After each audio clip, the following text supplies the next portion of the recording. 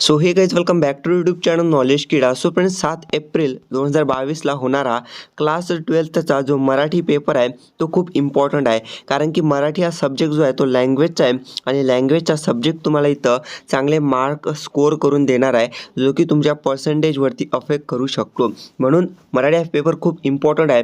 तर मराठीच्या पेपरमध्ये तुम्हाला कोणते क्वेश्चन राहणार आहेत आणि कशाप्रकारे क्वेश्चन विचारले जाणार आहेत आणि मोस्ट इम्पॉर्टंट म्हणजे तुम्ही आता खूप कमी वेळ आहे तुमच्याकडे आणि या कमी वेळेमध्ये तुम्ही कोणते क्वेश्चन करायचे, कशाप्रकारे करायचे आणि ते तुम्हाला मी सांगणार आहे, जेणेकरून तुम्हाला एक आयडिया येऊन जाणार की हां आपल्याला हे क्वेश्चन करायचे आहेत आणि आपण चांगला पेपर इथं सोडू शकतो, चांगले मार्क्स आपल्याला मिळू शकतात. तर मराठी पेपरचं पुन्हा आपण बघणार म्हणून व्हिडिओ लास्टपर्यंत नक्की बघायचा, न स्किप करता.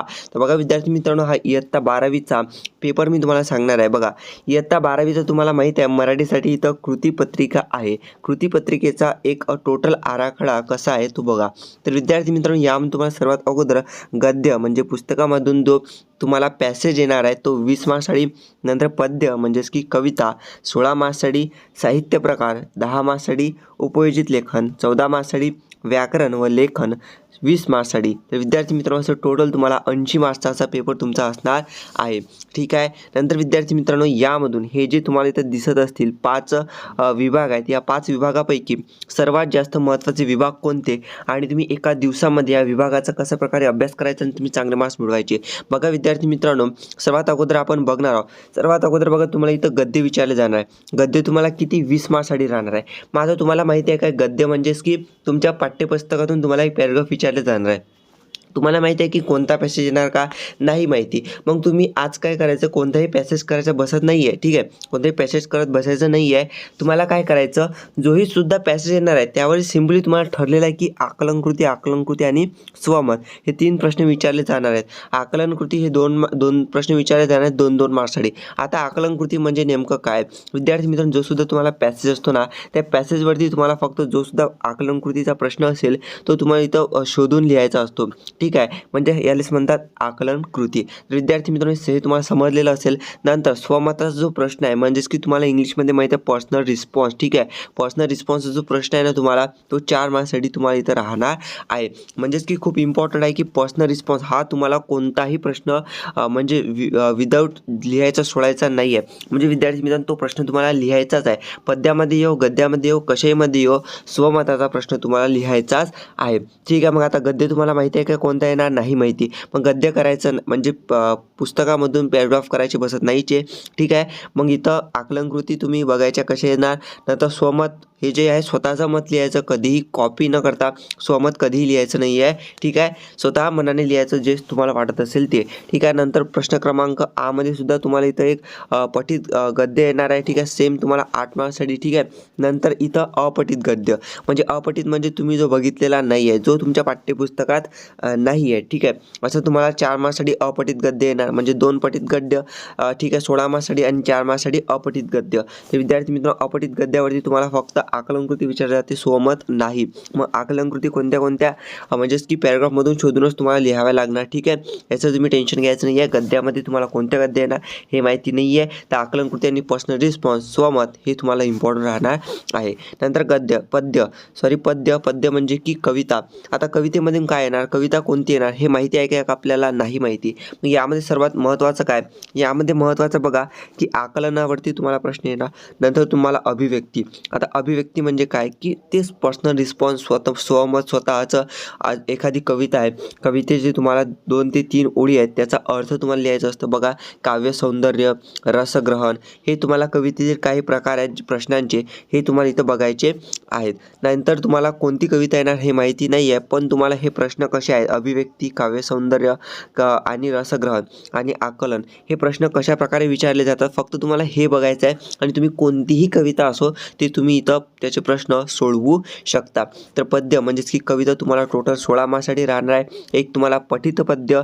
ठीक आहे, नंतर सुद्धा एक पठित पद्य म्हणजेच की 2 तुम्हाला इथं जे तुमच्या पुस्तकात कविता आहेत ते राहणार आहेत आणि एक तुम्हाला बघू शकता तुम्हाला अजून एक कृती येते ई कृती, जी की पठित पद्यावरतीच आहे. आणि आ कृतीसाठी दिलेल्या कविता सोडून उर्वरित कोणत्याही 2 कवितांवर कृती विचारणे व त्यापैकी कोणतीही एक तुम्हाला सोडवायचं आहे. तर विद्यार्थी मित्रांनो, हे झालं तुमच्या 16 मार्क्ससाठी कविता. ठीक आहे. नंतर तुमचा येतो विभाग क्रमांक 3, तो आहे साहित्य प्रकार.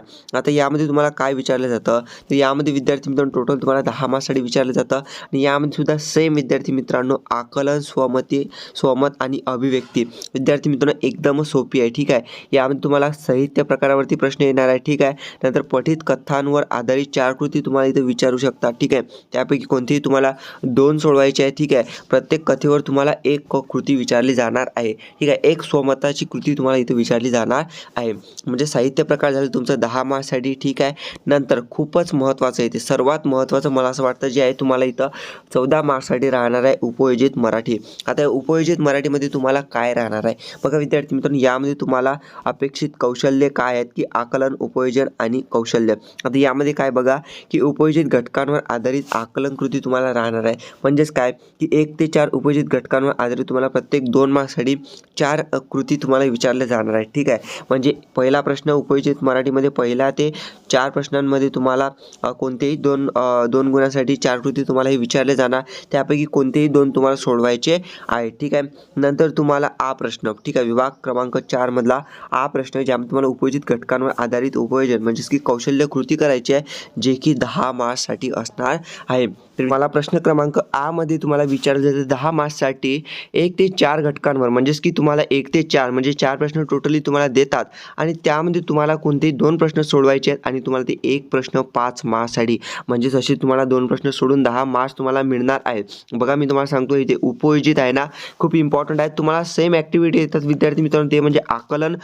इथं येते आकलन कृती, सर्वमध्ये येतं गद्य, पद्य आणि उपयोजितमध्ये सुद्धा तुम्हाला बघायला मिळतं. आता सर्वात महत्त्वाचं म्हणजे तुम्हाला इथं मार्क्स तुमचे कन्फर्म करून देणारा विभाग आहे, तो म्हणजे विभाग क्रमांक 5, ज्यामध्ये तुम्हाला व्याकरण व लेखन यावरती प्रश्न विचारले जाणार आहे. बघा आता व्याकरण आणि लेखनावरती तुम्हाला कोणते प्रश्न करायचे बघा, हे 100% ठरलेलं आहे की तुम्हाला हेच प्रश्न विचारले जाणार आहेत. विद्यार्थी मित्रांनो 100% तुम्हाला हेच प्रश्न विचारले जाणार आहेत. फक्त तुम्हाला याचे उदाहरण करून जायचे आहे आणि एकदम परफेक्ट करून जायचं आहे. पण अपेक्षित कौशल्य म्हणजेच काय, यामध्ये तुम्हाला आकलन, उपयोजन, स्वमत, अभिव्यक्ती, भाषा सौंदर्य याचं तुम्हाला यामध्ये विचारले जाणार आहे. बघा पहिला प्रश्न तुम्हाला 2 मार्क्ससाठी येतो, तो म्हणजे वाक्य रूपांतर. आता वाक्य रूपांतर तुम्हाला इझिली तुम्ही करू शकता ते. ठीक आहे.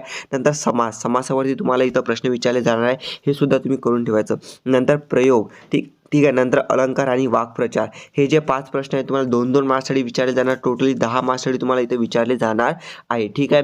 नंतर विद्यार्थी मित्रांनो खूपच महत्त्वाचं म्हणजेच की प्रश्न क्रमांक विभाग क्रमांक 5 मधला आ प्रश्न, तो म्हणजे निबंध लेखन, जो की तुम्हाला 10 मार्क्ससाठी असणार आहे, ज्यामध्ये तुम्हाला 5 पैकी कोणताही एक निबंध लिहायचा आहे. विद्यार्थी मित्रांनो बघा तुम्हाला 5 पैकी कोणताही एक निबंध लिहायचा आहे, पण बघा आताच तुम्ही ठरवून जायचं की कोणता निबंध लिहायचा, कारण की तुम्ही खूप महत्त्वाचं आहे की तुम्हाला निबंधाचा प्रकार ओळखणे आणि कोणता सोपी आहे हे ओळखणे. उदाहरणार्थ बघा आता वर्णनात्मक निबंध. आता वर्णनात्मक निबंध, व्यक्तिचित्रणात्मक निबंध, नंतर आत्मवृत्तांतक निबंध. आता हा जो आहे ना आत्मवृत्तांतक निबंध, तर विद्यार्थी मित्रांनो हा जो निबंध आहे हा खूप हार्ड जातो खूप जणांना. उदाहरणार्थ याचा निबंधाचा एक विषय आहे, तो म्हणजेच की तुम्हाला माहीत असेल नदीची आत्मकथा. ठीक आहे. नदीची आत्मकथा हा झाला ऋत्वात्मक इथं प्रकार. ठीक आहे. नंतर विद्यार्थी मित्रांनो इथं आहे कल्पना प्रदान, म्हणजेच की मी जर पक्षी झालो असतो तर, विमान झालो असतो तर, अशा प्रकारचे. नंतर वैचारिक म्हणजे काय, हा मला सर्वात सोपी इथं वाटतो. वैचारिक म्हणजे आपले विचार तिथं मांडणे. ठीक आहे. म्हणजे आपल्याला काय वाटतं, मला काय वाटतं की वैचारिक निबंध आणि इथं वर्णनात्मक निबंध हे खूप सोपी असतात. ठीक आहे. वर्णनात्मक निबंध असो किंवा वैचारिक असो, यामध्ये तुम्हाला सिम्पली विचारलं जातं की उदाहरणार्थ तुमच्या शाळेमध्ये इथं गणतंत्र दिवस इथं पार पडला, म्हणजे कशाप्रकारे इथं कार्यक्रम झाला, नंतर स्वातंत्र्य दिन साजरा कशा प्रकारे करण्यात आला, तर अशा प्रकारचे तुम्हाला विषय यामध्ये दिले जातात. आणि तुम्हाला इथं ऋत्वात्मक इथं हार्ड जातो हा निबंधाचा प्रकार. नंतर कल्पना प्रदानसुद्धा हा हार्ड जातो, पण ते बाकीचे जी इथं निबंधाचे प्रकार आहेत ते तुम्हाला सोपी जाणार आहे. ठीक आहे. तर विद्यार्थी मित्रांनो, हे खूप महत्त्वाचे इथं मी तुम्हाला सांगितलं की पेपरमध्ये कोणत्या प्रकारचे प्रश्न येणार. आणि खूप महत्त्वाचे विद्यार्थी मित्रांनो, की हा जो विभाग आहे, विभाग क्रमांक 5 जो 20 मार्क्ससाठी आहे, ठरलेले प्रश्न आहेत हे तुम्हाला सोडवायचे नाही आहेत, लिहूनच जायचं आहे. तर विद्यार्थी मित्रांनो, अशा प्रकारे तुम्हाला पूर्ण पेपर विचारले जाणार आहे. टोटली 80 मार्क्सचा व्हिडिओ नक्की शेअर करा जेणेकरून प्रत्येकाला इथं हेल्प होणार आहे. Thank you for watching the video. Thank you.